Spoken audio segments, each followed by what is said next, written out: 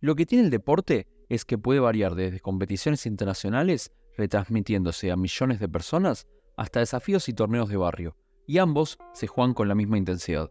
El deporte tiene un componente catártico, donde miles de desconocidos se unen para olvidar sus miserias y, por un momento, hermanarse en un único canto y una única bandera. Lamentablemente, hay otra cara de la moneda: corrupción, dopajes y violencia. Entonces, cabe preguntarse, ¿dónde se perdió el camino? ¿Dónde se ensució un concepto tan puro y tan milenario? Este video es acerca de lo que se considera el primer gran caso de corrupción deportiva, y la verdad tiene de todo: peleas de barra bravas, intriga política y una mujer en el medio.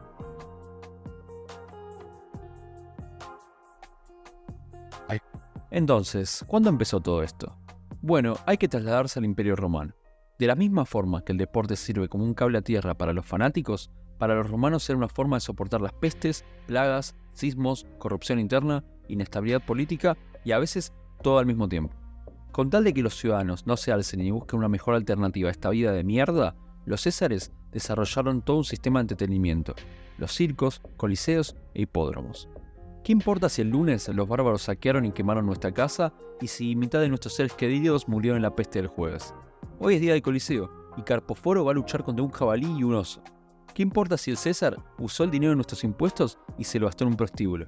Hoy se enfrentan Vero y Prisco en un duelo a muerte. Pero hay más.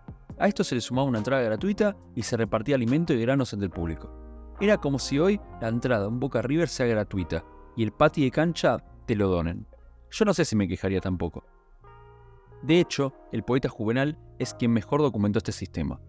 Hace mucho tiempo que empezamos a vender nuestro voto. El pueblo ha abdicado sus obligaciones y cuando en otro tiempo había una multitud que elegía a sus comandantes, oficiales y legiones, ahora solo queda una muchedumbre que piensa en dos cosas: pan y circo. En resumen, lo importante para mantener el consenso ciudadano ya no eran las reformas impositivas o una guerra exitosa. Era dar un buen espectáculo y para dar un buen show es importante que haya bandos, personas, grupos con los cuales el público se sienta identificado. Con el tiempo, toda la infraestructura que hacía funcionar los coliseos y hipódromos fue dividiéndose en facciones, que los romanos llamaban demes, que funcionaban como instituciones deportivas. Entrenaban, tenían sus doctores, sus cuidadores de caballos, etc. Las 4 demes se diferenciaban por cómo vestían. Estaban los blancos, los rojos, los azules y los verdes. Esto, obviamente, se traducía en que el poder real dejaba de ser 100% propiedad de los emperadores y de los cónsules, y pasaba a ser propiedad de estas demes. Las facciones tenían sus benefactores, que muchas veces tenían intereses más políticos que deportivos. Se volvió muy normal que en medio de una batalla de gladiadores o una carrera de carrozas, los atletas gritasen a favor de un cónsul que les había pagado o se anuncien en contra del mismo emperador si sentían que éste no los favorecía. Todos estos discursos muchas veces influían en la imagen de varios funcionarios públicos. Había una dinámica muy clara: quien controlaba el espectáculo, controlaba el pueblo.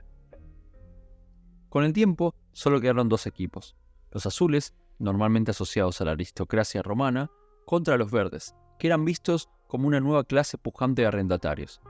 Desde el año 313, con el Edicto de Milán, el cristianismo pasó de ser una religión perseguida a paulatinamente ser el credo oficial del imperio.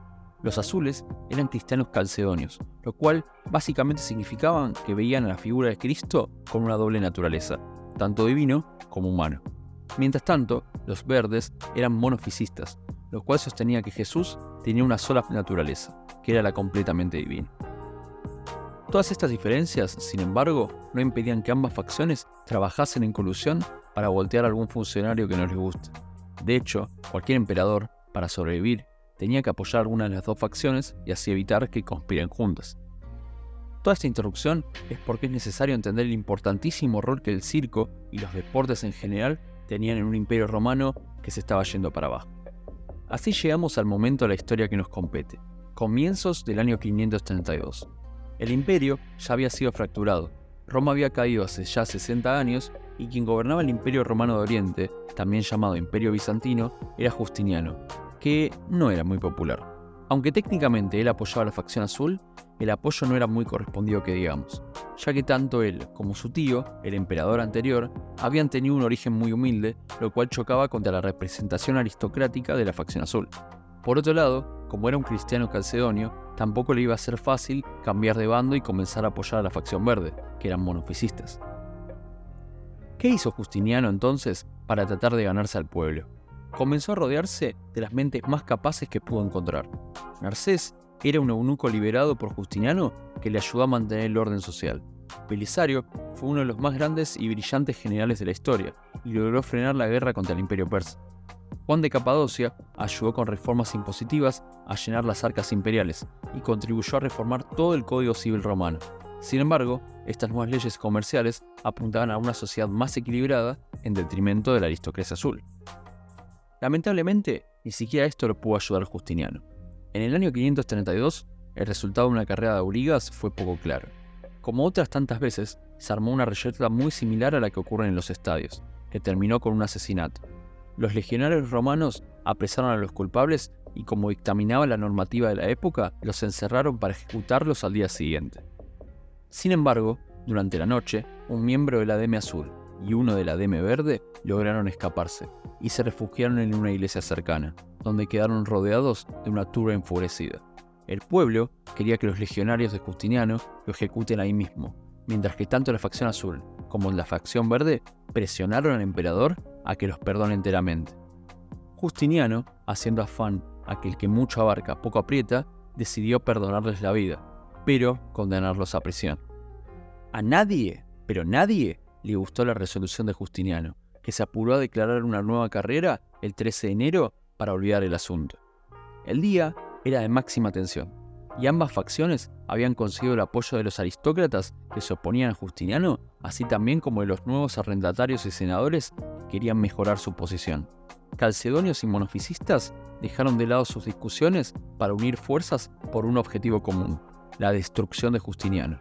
Al finalizar las últimas carreras del día, la población entera, nobles y plebeyos, habían dejado de vitorear a sus equipos para gritar todos juntos: Nica, Nica, es decir, victoria, victoria. En un frenesí de violencia, los espectadores invadieron el terreno y comenzaron a tirar piedras hasta el palco donde el emperador miraba impotente. Justiniano, nervioso y asustado, se refugió en sus aposentos, mientras la turba, con la adrenalina que daba el derrocamiento, elegían a un nuevo emperador, Hipacio. Las horas eran decisivas. Justiniano se encontraba encerrado en su propio palacio.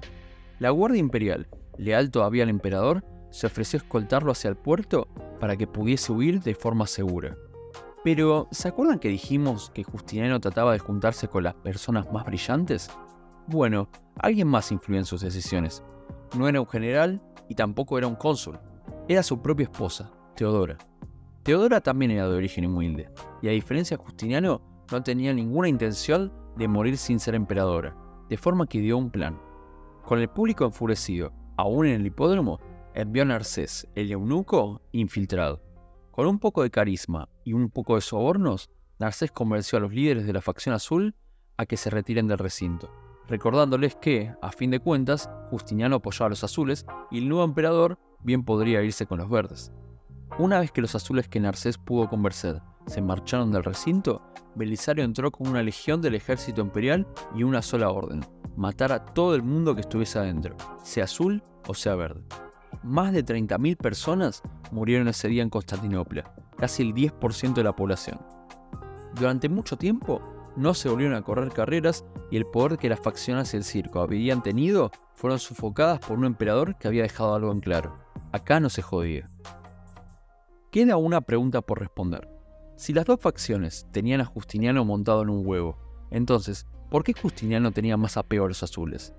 Bueno, una vez más, la respuesta probablemente sea a causa de su mujer, Teodora, y principalmente a sus orígenes.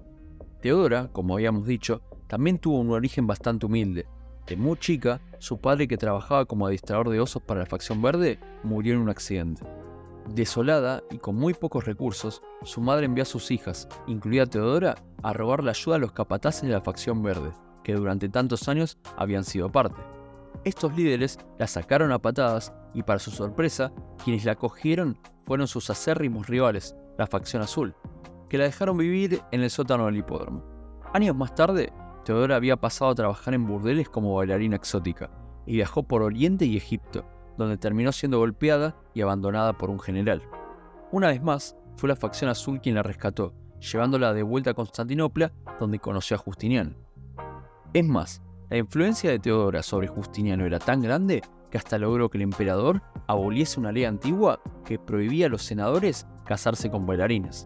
Teodora no solo se casó con Justiniano, sino que también presentó a su mejor amiga, Antonina, para que se case con Belisario. Es probable que Teodora haya influenciado no solo las revueltas de Nica, sino también todas las decisiones de Justiniano. Así terminó el circo en el Imperio Romano. No por un decreto imperial, tampoco por falta de interés. Terminó porque se metieron con una mujer.